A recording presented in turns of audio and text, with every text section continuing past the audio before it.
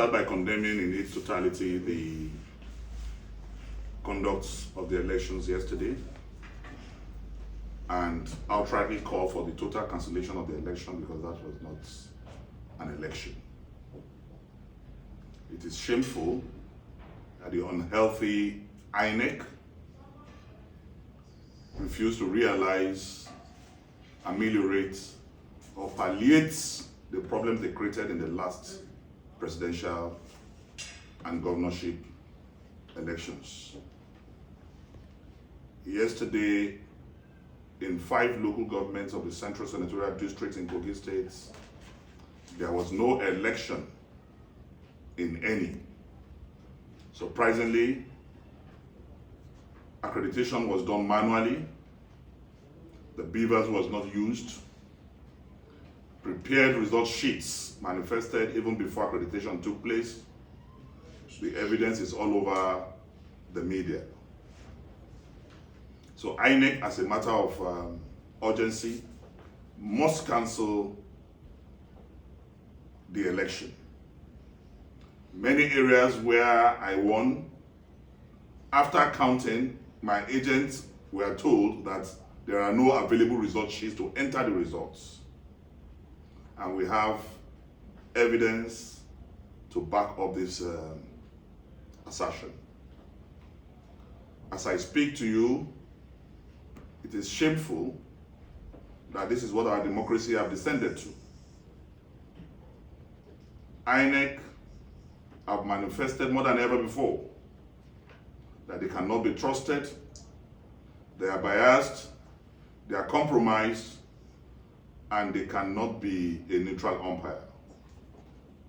INEC officials, youth corps members were caught yesterday with prepared result sheets even before the commencement of the processes leading to the election.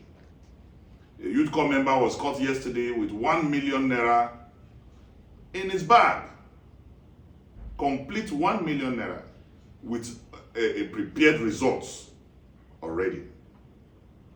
There was deliberate suppression of my votes in Lokoja and Kogi local government. This was deliberately done by Yahaya Bello and the APC to make sure that even in their orchestrated arrangements, I don't come second, because they do believe that there will be a second ballot. And they believe that if there's a second ballot, I have tremendous influence and support in the central, and I can build an inroad in the east.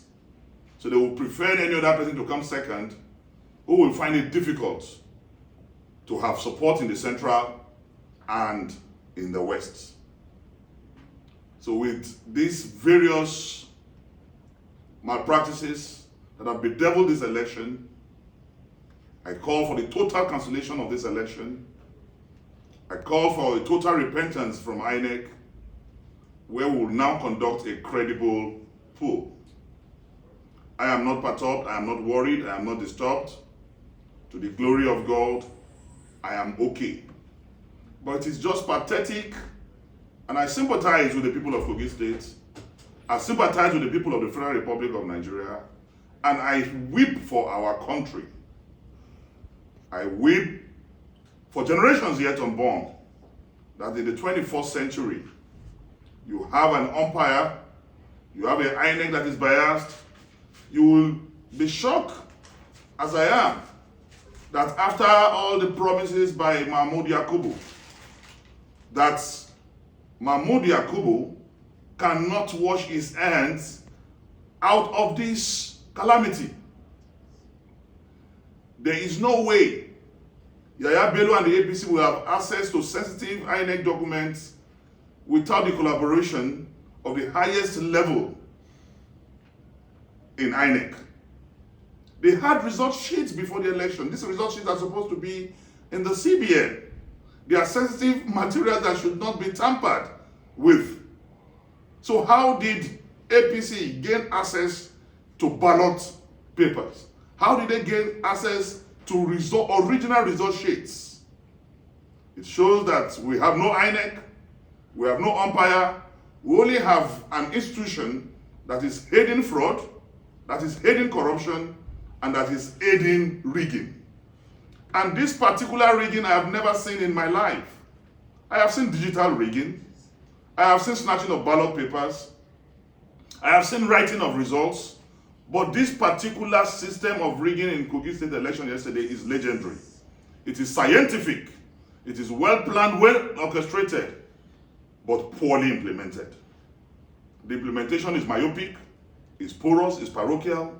It displays intellectual stagnancy because their lie expired before even it was pronounced.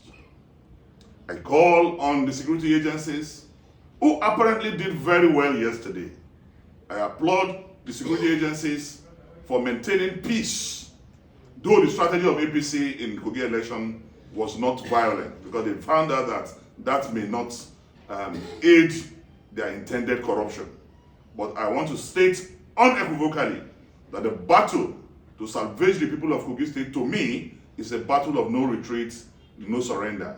And we have not heard the end of this yet, because I will fight this with the last blood in my vein. We will fight it to the latter. The people's mandate must be realized, and we will not allow Yaya Bello to have a third term. It is not possible. Yaya Bello cannot have a third time through a proxy. The people's mandate, the people's wish in this state must be fulfilled.